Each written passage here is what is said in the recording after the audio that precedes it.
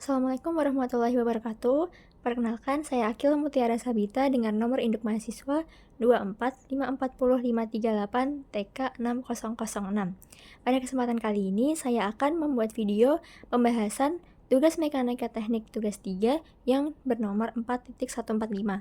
Pada soal ini yang ditanyakan adalah replace the loading by an equivalent resultant force and coupled moment acting at point O. Jadi di poin pertama, jadi yang kita cari pertama adalah resultant force.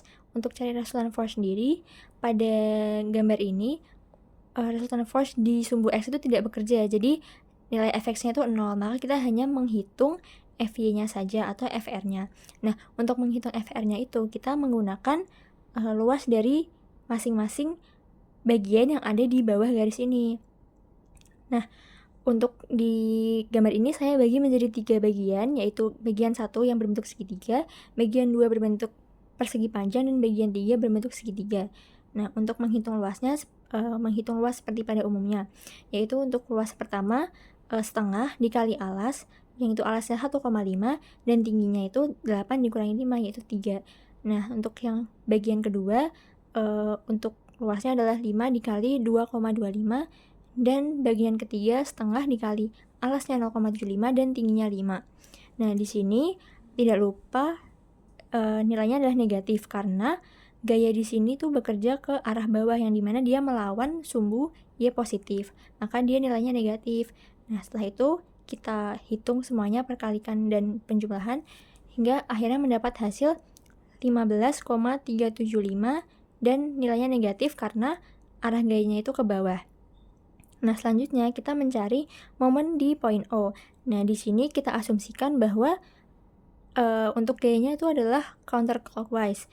Nah, untuk menghitung momennya kita pakai rumus sigma F dikali R, yang dimana R itu adalah jarak dari titik O atau titik pusat ke tengah dari bagian, yang dimana itu mendapatkan gaya paling besar.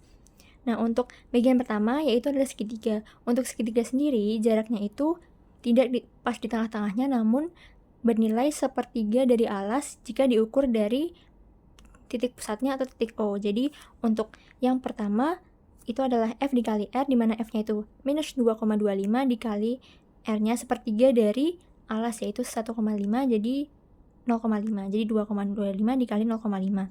Lalu untuk bagian kedua, persegi. Kalau untuk persegi, R-nya itu pas di tengah-tengah dari si bidang alasnya. Jadi dari ujung O sampai ke sini itu adalah 2,25, maka untuk nilai setengahnya adalah 1,125.